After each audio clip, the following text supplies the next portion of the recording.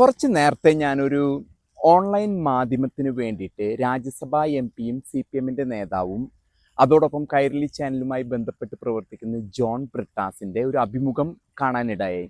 മൊത്തമായിട്ടുള്ള അഭിമുഖമല്ലായിരുന്നു, വെറും ഒരു റീൽസ് ആയിരുന്നു ഞാൻ കണ്ടത്. ആ റീൽസിൽ ജോൺ ബ്രിട്ടാസ് മമ്മൂട്ടിയുമായി സംസാരിക്കുന്ന വേളയിലുണ്ടായ ഒരു പ്രസ്താവനയാണ്. അപ്പോൾ ജോൺ ബ്രിട്ടാസ് മമ്മൂട്ടിയോട് പറയുകയാണ്, മമ്മൂട്ടി, ഇന്നത്തെ കാലഘട്ടം മാറിയിരിക്കുന്നു. ജോൺ ബ്രിട്ടാസ് എന്ന പേര് കേൾക്കുമ്പോൾ ഞാനൊരു ക്രിസ്ത്യാനിയാണെന്ന് എല്ലാവരും പറയുന്നു. അതുമല്ലെങ്കിൽ മമ്മൂട്ടി എന്ന പേര് കേൾക്കുമ്പോൾ എല്ലാവരും പറയുന്നു താങ്കളൊരു മുസ്ലിമാണെന്ന്. കാലം വളരെയധികം മാറിയിരിക്കുന്നു. അത് വേദനാജനകമായിട്ട് ഇവർ രണ്ടു കൂട്ടർക്കും തോന്നി എന്നാണ് ബ്രിട്ടാസിൻ്റെ ആ അഭിമുഖത്തിലെ പ്രസ്താവന. എന്ത് കാരണത്താലാണ് ഇവർക്ക് ഈ സമയത്ത് ഇങ്ങനെ തോന്നാനിടയായ കാരണം? അതുമായിട്ട് ബന്ധപ്പെട്ട് നമുക്ക് അല്പം ചരിത്രത്തിലേക്ക് പോകേണ്ടതുണ്ട്. മാതാ അമൃതാനന്ദമയി മഠത്തില് ഒരു മദാമ വരികയും അവിടെ കുറേ വർഷങ്ങളോളം ആഘോഷിച്ച് ഉന്മാദിച്ച് നടന്ന ശേഷം അവര് ഏകദേശം മടുത്തു കഴിഞ്ഞപ്പോൾ വീണ്ടും അവരുടെ ജീവിത നൈരാശ്യം മൂലം അവർ ന്യൂയോർക്കിലേക്ക് തിരിച്ചു വരികയും അതിനെക്കുറിച്ച് അവിടെ അവർക്കുണ്ടായ അനുഭവങ്ങളെക്കുറിച്ചും ഒക്കെ ഒരു പുസ്തകം എഴുതി. ഈ പുസ്തകത്തിൽ അവർ പറയുകയാണ് അവർക്ക് അവിടുത്തെ കുറച്ച് കാര്യങ്ങൾ ഇഷ്ടപ്പെട്ടില്ല എന്നൊക്കെ പറഞ്ഞു. പിന്നാലെ ഒരു ഫ്ലൈറ്റ് പിടിച്ച് നമ്മുടെ ജോൺ ബ്രിട്ടാസ് ന്യൂയോർക്കിൽ വരാണ് ഈ മദാമേനെ കാണാൻ വേണ്ടിയിട്ട്. അദ്ദേഹം ഉദ്ദേശിച്ചത് ഒരു ഹോട്ട് ന്യൂസ് ആക്കിയെടുത്ത് ഒരു പ്രത്യേക സമൂഹത്തെയും സമുദായത്തെയും താറടിച്ച് കാണിക്കുക മാത്രമായിരുന്നു ജോൺ ബ്രിട്ടാസിന്റെ ലക്ഷ്യം. തന്നെയുമല്ല, ആ ഒരു വിഷയത്തിലൂടെ ജോൺ ബ്രിട്ടാസ് വളരെയധികം വിമർശനം ആ സമയത്ത് ഏറ്റെടുത്തത് താങ്കൾ ഓർക്കുമെന്ന് ഞാൻ വിശ്വസിക്കുന്നു. അതൊരു 1400 വർഷം മുമ്പുള്ള കാട്ടർബികളുടെ പോലെ കൊലപാതകവും അടിമത്തവും അങ്ങനെയുള്ള കാര്യങ്ങളായിരുന്നില്ല. ആ സ്ത്രീ ഇവിടെ നൈരാശ്യം മൂലം, അമേരിക്കയിൽ ജീവിത നൈരാശ്യം മൂലം അമൃതാനന്ദമയിയുടെ അവിടെ വരികയും കുറെ വർഷങ്ങളോളം അവർ സ്വതന്ത്രമായിട്ട്, അവരാരും അവിടെ കെട്ടിയിട്ടിരുന്നൊന്നുമില്ല. അവർ സ്വതന്ത്രമായ ഉന്മാദിച്ച് നടന്നു. അതിനുശേഷം അതും അടുത്ത് കഴിഞ്ഞപ്പോൾ വീണ്ടും അവർക്ക് തിരിച്ചു വരണമെന്ന മോഹത്തോടെ അവർ തിരിച്ച് ന്യൂയോർക്കിൽ വന്നു. അത് വെച്ചൊരു പുസ്തകം എഴുതി. ആ പുസ്തകത്തിന്റെ പിന്നാലെ വന്ന് വലിയൊരു സമുദായത്തെ താങ്കൾ താറടിച്ച് കാണിച്ചു. ഇനി വേറൊരു കഥ ഞാൻ താങ്കളെ ഓർമ്മപ്പെടുത്താൻ പോവാണ്. താങ്കൾ നേരത്തെ പറഞ്ഞു താങ്കൾക്ക് ജോൺ ബ്രിട്ടാസ് എന്ന പേര് പറയുമ്പോൾ ഇപ്പൊ ഒരു ക്രൈസ്തവനാണോ എന്ന് തോന്നിപ്പോകുന്നു എന്നും മമ്മൂക്കയ്ക്ക് ഒരു മുസ്ലിം ആണോ എന്ന് തോന്നിപ്പോകുന്നു എന്നൊക്കെയാണ് താങ്കൾ പറഞ്ഞത്. താങ്കളോട് ഞാൻ ഒരു കാര്യം പറയട്ടെ. മലയാളത്തിന്റെ മുത്തശ്ശി എന്ന് പറഞ്ഞ ദീപിക പത്രം ഹാരിസ് അബൂബക്കർ എന്ന പേര് ഓർമ്മയുണ്ടോ? താങ്കൾക്ക് വ്യക്തമായിട്ട് ഓർമ്മ കാണും. ഹാരിസ് അബൂബക്കർ വ്യക്തമായിട്ട് ഓർമ്മയില്ലെങ്കിൽ വേറെ കേരളത്തിൽ പലരും താങ്കളെ ഓർമ്മപ്പെടുത്തി തരും. ആ ദീപിക പത്രത്തിന്റെ, മലയാളത്തിന്റെ മുത്തശ്ശിയായ ദീപിക പത്രത്തിന് കത്തോലിക്ക സഭയുടെ ആ പത്രം ഹാരിസ് അബൂബക്കറിന്റെ കാൽക്കൽ കൊണ്ട് വെച്ചതിന്റെ ഒരു ദലാളാണ് താനെന്ന് ഈ നാട്ടിലൊക്കെ ചൊല്ലുണ്ട്. അന്ന് ഒരു മെത്രാനുമായി കൂട്ടുകൂടിയിരുന്ന് ഒരു മേശയുടെ അപ്പുറത്ത് ഇപ്പുറത്ത് ഇരുന്ന് ഓരോന്ന്, അന്ന് നാട്ടിലത്തെ ചൊല്ല് അങ്ങനെയാണ് ഇപ്പൊ അന്നാളിൽ നടന്നിരുന്നത്. ഒരു മേശയുടെ അപ്പുറത്ത് ഇപ്പുറത്ത് ഇരുന്ന് ആ കച്ചവടം നടത്തിയിട്ട് ദീപിക പത്രം കൊണ്ട് ഹാരിസ് അബൂബക്കറിന് കൊടുത്തത് താങ്കളാണെന്നാണ് എല്ലാവരും അന്നും ഇന്നും പറയുന്നത്. ചിലപ്പോൾ തലമുറ മാറിയപ്പോ താങ്കൾ വേറെ വേണമെങ്കിൽ പെയിന്റ് അടിച്ച് താങ്കളെ നല്ല കുട്ടപ്പനാക്കാനായിട്ട് നോക്കുന്നുണ്ടാവും. പക്ഷെ അതാണ് അന്നത്തെ ചരിത്രം. അതിനുശേഷം താങ്കൾക്ക് ഇന്ന് എങ്ങനെയാണ് ഒരു ക്രിസ്ത്യാനി എന്ന് ആവുന്ന സമയത്തൊക്കെ താങ്കൾ ക്രിസ്ത്യാനിക്കും ഹിന്ദുവിനിട്ട് നല്ല പണി കൈരളി ചാനലിലും കൊടുത്തിട്ടുണ്ട്. ഇനി കൊടുക്കാൻ പറ്റാത്തത് താങ്കളുടെ ആ ഒരു വർഗീയ ചിന്താഗതി താങ്കൾ വെറും ഒരു സുഡാപ്പി ലെവലിലേക്ക് കൈരളി ചാനലിനെ കൊണ്ടു നടന്നത് കൊണ്ട് മാത്രമാണ് താങ്കൾക്ക് അങ്ങനെ തോന്നിയത്.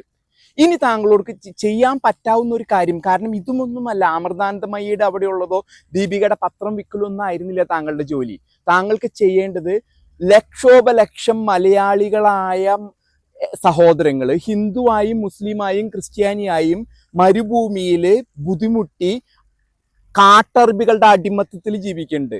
ഇന്ന് താങ്കളും താങ്കളുടെ യജമാനനും കൂടി മധ്യപൂർവേഷ്യയിൽ ദുബായും അബുദാബിയും സൗദി അറേബ്യയും ഖത്തറും ഒക്കെ ഉലകം ചുറ്റി നടക്കുന്ന സമയത്ത് അവര് താങ്കളെ സ്നേഹത്തോടെ കൊണ്ടു നടക്കുന്നത് എന്തുകൊണ്ടാന്ന് പറയട്ടെ? ഈ ലക്ഷോപലക്ഷം അടിമകളെ നിങ്ങളുടെ ഒരു ഔദാര്യത്തിലാണ് അവിടെ നടക്കുന്നത്. കാരണം നിങ്ങളെങ്ങാനും കൈരളി ചാനലിൽ പറയാണ്, എടാ കാട്ടറിവി, ഞങ്ങളുടെ നാട്ടിൽ നിന്ന് വരുന്ന മലയാളികൾക്ക് ഇത്തിരിയും കൂടി ജീവിത സൗകര്യം കൊടുക്കണം. 6 ആളെ അടക്കി വെച്ചതിന് പകരം ഒരു മുറിയിൽ 2 ആൾക്ക് തൊഴിലവസരത്തിന് വരുന്ന ഞങ്ങളുടെ മലയാളി സഹോദരങ്ങൾക്ക് 2 ആളെ വെച്ച് കിടത്തിക്കൂടെ? ഇത്തിരിയും കൂടി സൗകര്യങ്ങള് ഞങ്ങളുടെ മലയാളി സഹോദരങ്ങൾക്ക് കൊടുത്തൂടെ? ചോദിക്കാൻ പറ്റുമോ? ഒരു ചാനൽ കയ്യിലില്ലേ? താങ്കളുടെ യജമാനന്, താങ്ങി നടക്കുന്ന യജമാനനും ഇല്ലേ ഒരു ചാനല്?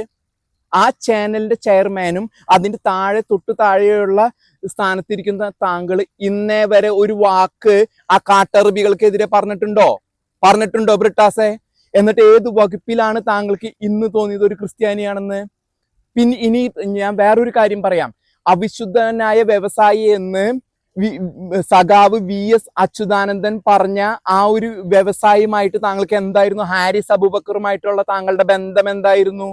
അന്നാളില് ആവുന്നത്ര സുഖലോൽപതയിൽ താങ്കൾ കറങ്ങി നടന്ന് VS അച്യുതാനന്ദന് പോലും പണി വെച്ചു. അവസാനം താങ്കളെ കൈരളി ചാനലിൽ നിന്നും VS അച്യുതാനന്ദൻ തൂക്കിയെടുത്തെറിഞ്ഞു. കാരണം അന്ന് VS അച്യുതാനന്ദൻ എന്ന് പറഞ്ഞൊരു നേതാവ് ഉണ്ടായിരുന്നു. അദ്ദേഹം പറഞ്ഞു, നമ്മുടെ നാട്ടിലെ PFI എന്നും പറഞ്ഞും ലവ് ജിഹാദ് എന്നും പറഞ്ഞ് സംഘടിക്കുന്നു പറഞ്ഞു.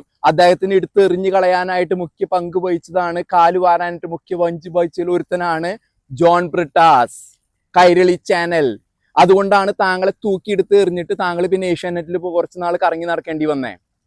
അതോടൊപ്പം തന്നെ താങ്കൾ ഈ ബഹുഭൂരിപക്ഷം വരുന്ന ഹൈന്ദവ ക്രൈസ്തവ സഹോദരങ്ങൾക്ക് ചെയ്ത അത്ര പണി, 75% പോകുന്ന ബഹുഭൂരിപക്ഷം കേരള സമൂഹത്തിനിട്ട് ചെയ്ത് കൊടുത്ത പണി, എന്നിട്ട് താങ്കൾക്ക് ഇന്ന് തോന്നാണ് താങ്കൾ ഒരു ക്രിസ്ത്യാനിയായെന്ന്.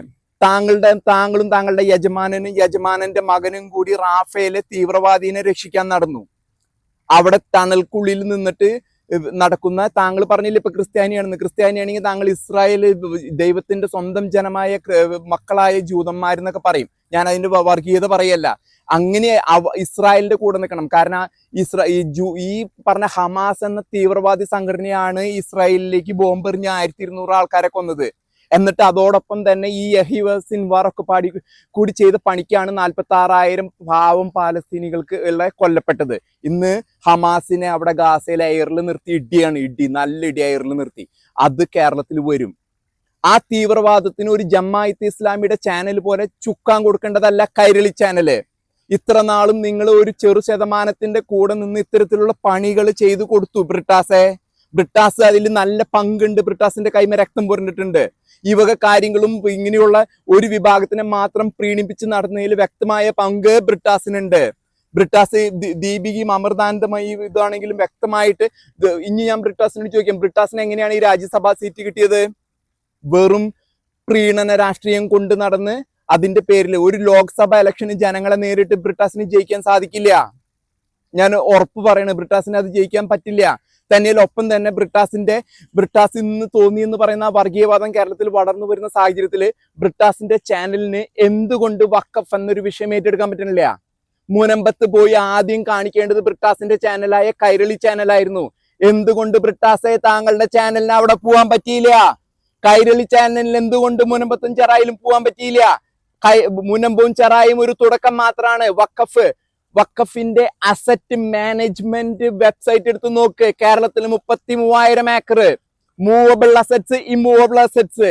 മുഗൾ ഭരണകൂടത്തിലേക്ക് കേരള ജനതയെ നയിക്കാനായിട്ട് ബ്രിട്ടാസെ നീ എന്ന യൂദാസ് ഒറ്റിക്കൊടുത്തവനാണ്. വീണ്ടും മുഗൾ ഭരണത്തിലേക്ക് കൊണ്ടുപോകാനായിട്ടാണ് ബ്രിട്ടാസെ നിന്റെ ഐഡിയ. വെറും ക്രിസ്ത്യാനി എന്ന പേര് വെച്ചതുകൊണ്ട് അത് നടക്കില്ല. ഒരു ക്രിസ്ത്യാനിയെന്നും പറഞ്ഞ് ഭാവിച്ച് നടക്കരുത് ബ്രിട്ടാസെ. ഇങ്ങനെയൊന്നും വിളിച്ച് പറയരുത്. തന്റെ യജമാനനോടും പറയണം. അവിടെ ഗൾഫ് രാജ്യം മധ്യപൂർവേഷ്യയിൽ ചെല്ലുമ്പോ അവർ താരത്തിൽ വെച്ച് കൊണ്ടു നടക്കുന്നത് ദശലക്ഷക്കണക്കിന് മലയാളികൾ ചോരി നീരും കൊടുത്ത് മരുഭൂമിയിൽ നിൽക്കുന്നത് കൊണ്ടാണ്. അവരുടെ കഥ നിങ്ങൾ മലയാളി ജനത്തിന്റെ മുമ്പിൽ സ്വാതന്ത്ര്യമെന്നും അവരുടെ ജീവിത സൗകര്യം കൂട്ടണമെന്നും ചെറിയവന്റെ കൂടെ നിൽക്കുന്ന സമയത്ത് നിങ്ങളായിട്ട് പരിഗണിക്കാൻ പറ്റും. അതല്ലെങ്കിൽ വലിയ കുത്തിത്തിരിപ്പുണ്ടാക്കി ഒരു ചെറിയ സമൂഹത്തിന്റെ സുഡാപ്പികളുടെ കൂടെ നടന്ന് പ്രീണന നയം കൊണ്ട് നടന്നിട്ട് പറയരുത്, അയ്യോ എനിക്ക് തോന്നുന്നു ഞാനൊരു ക്രിസ്ത്യാനിയാണോന്ന് ഇപ്പൊ പറയരുത്. ഒരു പക്കാ സുഡാപ്പിയാണ് താങ്കള്, എഴുതി വെച്ചോളൂ.